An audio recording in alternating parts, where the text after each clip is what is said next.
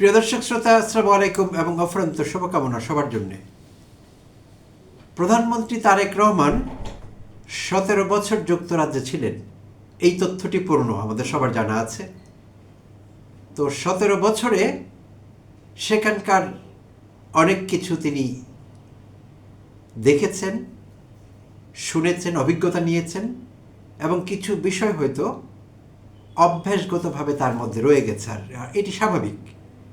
যে কোনো মানুষ অন্য সংস্কৃতিতে, অন্য দেশে, অন্য ভাষাভাষী মানুষের সঙ্গে মেলামেশা করলে এত দীর্ঘ সময় তার মধ্যে সেই সংস্কৃতির, সেই সব মানুষের এবং সেই আবহের কিছু না কিছু বৈশিষ্ট্য থেকেই যাবে।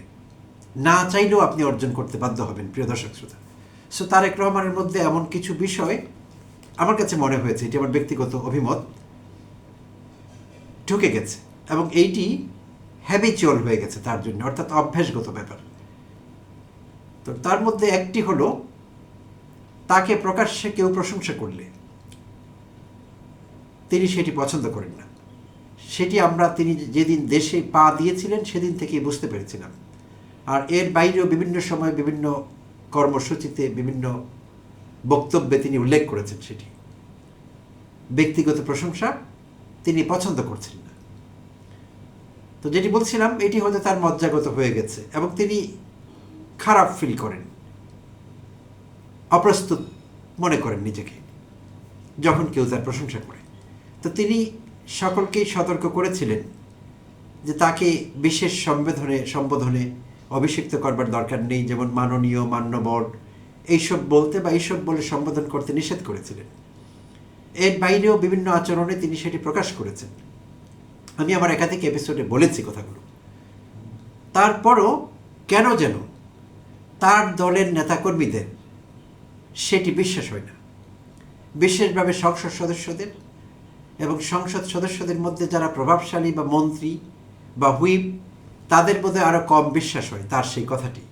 তারা হয়তো ভাবেন তারেক রহমান প্রধানমন্ত্রী, তাকে সকাল বিকাল একটু তেল মালিশ না করলে, তৈলমর্দন না করলে কেমন দেখায়। আর এটি তো আমাদের রাজনৈতিক সংস্কৃতির অংশ না। প্রধানমন্ত্রী, সরকার প্রধান কিংবা রাষ্ট্রপ্রধান, অতীতে আমাদের রাষ্ট্রপ্রধান ছিলেন, এখন সরকার প্রধান, তো তাদেরকে তেল মাখতে হবে, তেল মারতে হবে।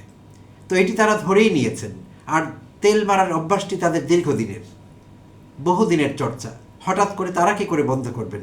তারেক রহমান না হলে বিলেতের ট্রেনিং নিয়ে সেটি করতে পেরেছেন, বাট তেল মারা বন্ধ তারা কি করে করবেন? তাদের তো দীর্ঘদিনের তেল মারার অভ্যেস।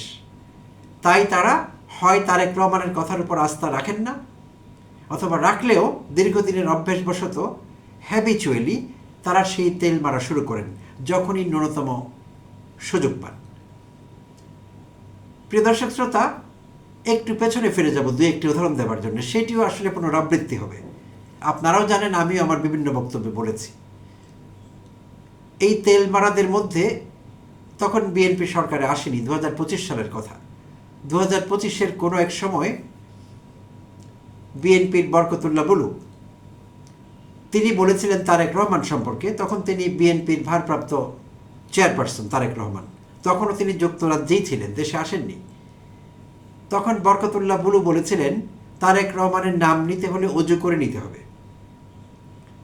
এই বেফাস কথাটি তখন বুলু ভাই বলেছিলেন। আর বিভিন্ন সময় বিভিন্ন বক্তা তো বলছেনই যা বলবার।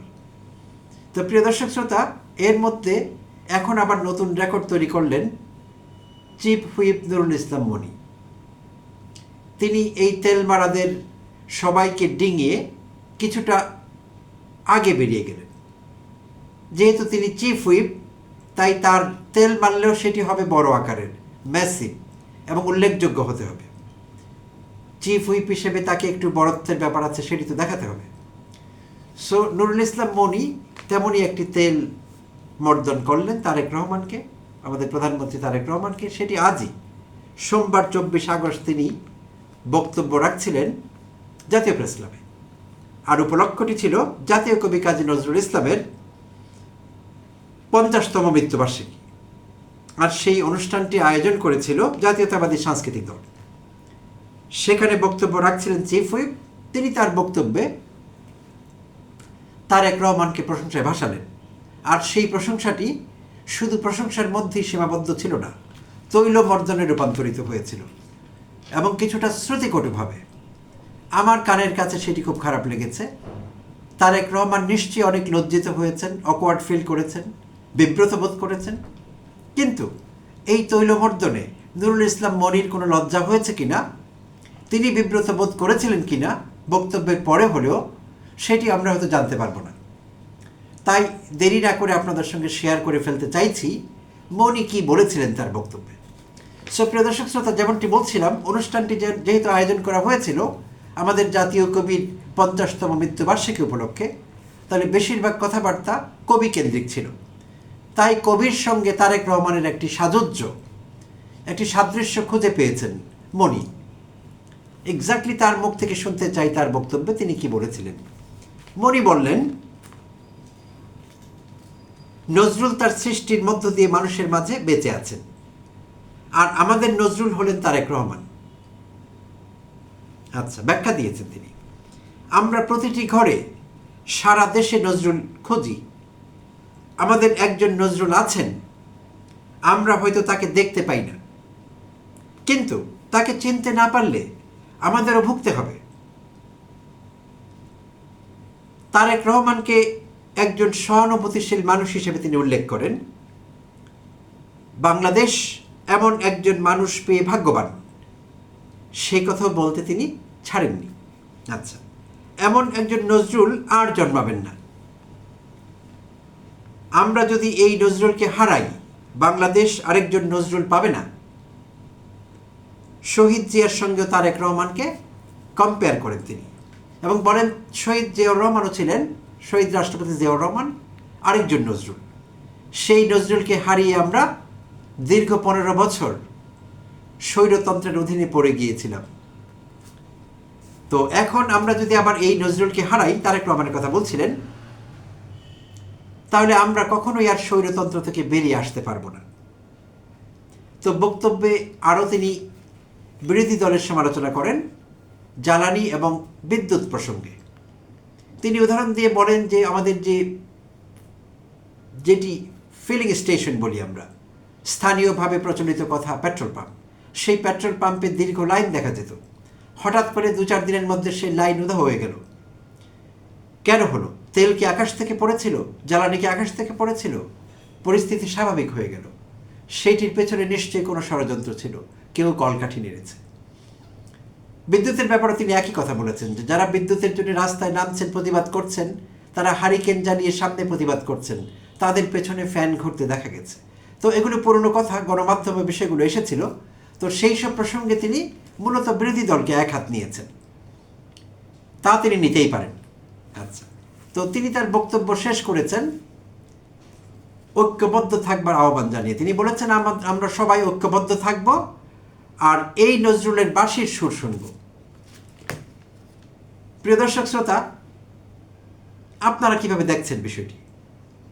আমাদের জাতীয় কবি কাজী নজরুল ইসলামের সঙ্গে প্রধানমন্ত্রী তারেক রহমানকে এইভাবে তুলনা করবার কোনো জাস্টিফিকেশন কোনো দিক থেকে আপনারা খুঁজে পেয়েছেন কিনা? আর এমন একটি তুলনা সঙ্গত কিনা, কাঙ্ক্ষিত কিনা? আর এমন তুলনায় প্রধানমন্ত্রী বিব্রত বোধ করবেন কিনা? তাহলে সরকারের চিফ হুইপ হয়ে, বিএনপির চিফ হুইপ হয়ে নুরুল ইসলাম মনির সেই কথাটি মনে পড়েনি এবং তিনি সেটিও ভুলে গেছেন যে তারেক রহমান নিজেই এসব পছন্দ করছেন না।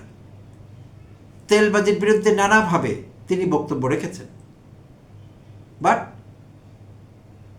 এই মন্ত্রী এমপিরা, সাংসদরা এবং হুইপরা এটি মানতে তৈরি নন, প্রস্তুত নন। তারা তাদের তৈলমর্দন অব্যাহত রেখেছেন। তো নুরুল ইসলাম মনি তিনি কি তার পদ হারাবার ভয় করছেন? কোনো কারণে তার মধ্যে কি এমন আশঙ্কা তৈরি হয়েছে যে চিফ হুইপ পদটি তার নাও থাকতে পারে? তাই তিনি প্রিএমটিভ অ্যাকশন হিসেবে আগাম একটু তৈলমর্দন করে রাখলেন প্রধানমন্ত্রীকে, যেটি ভবিষ্যতে কাজে দিতে পারে। মজার ব্যাপার হলো, আমি আজ অনলাইনে সার্চ করবার সময় আমি হঠাৎ করে হরপ্রসাদ শাস্ত্রীর তৈল প্রবন্ধটি আমার সামনে পড়ে গিয়েছিল। ইন্টেনশনালি আমি সার্চ দিয়ে খুঁজিনি, এমনি পড়ে গিয়েছিল। সেটি আমার প্রিয় একটি প্রবন্ধ, তৈল প্রবন্ধ। প্রিয় দর্শক শ্রোতা, যদি আপনারা সেটি না পড়ে থাকেন আমি বিশেষ অনুরোধ করব, খুব বেশি বড় না প্রবন্ধটি, হরপ্রসাদ শাস্ত্রীর লেখা। আমাদের সমাজ ব্যবস্থায় তৈল মর্দনের কি ভূমিকা, তেলের কি কারিশমা, সেই সব চমৎকারভাবে ফুটে উঠেছে এই তৈল প্রবন্ধে। তো আমি অনুরোধ করব তৈল প্রবন্ধটি আপনারা একবার পড়ে নেবেন, এবং পড়বার পর যদি মনে হয় যে আপনি সন্তুষ্ট হতে পারেননি, আপনি চিন্তা করতে পারেননি বিষয়টি নিয়ে, এবং আমাদের সমাজ বাস্তবতার সঙ্গে মেলাতে পারেননি, তাহলে আমার বিরুদ্ধে 1 মিলিয়ন কমপ্লেন করবেন। বিফলে মূল্য ফেরত, আমি আপনাদের এমবি বা মোবাইল ডাটা ফেরত দেব। যাই হোক, তো এখন আমরা এই সব শুনে শুনে দেখে দেখে অভ্যস্ত, বহুদিন থেকে আমরা দেখছি। তো আমরা ভেবেছিলাম যে এখন বোধহয় পরিস্থিতি একটু পাল্টেছে কিংবা পাল্টাবে। প্রধানমন্ত্রী বলার পরও পরিস্থিতি সামান্যতম পাল্টায়নি। প্রতিনিয়তই আমরা এই তেলবাজদের দেখছি এবং তাদের নির্লজ্জ তৈলমর্দনও দেখছি। তো দুঃখ রাখবার জায়গা পাই না। আমরা যতই নতুন বাংলাদেশ দেখব বলে আশা করছি, কেন যেন মনে হচ্ছে ক্রমশই আমরা সেই আকাঙ্ক্ষা থেকে, সেই স্বপ্ন থেকে দূরে চলে যাচ্ছি।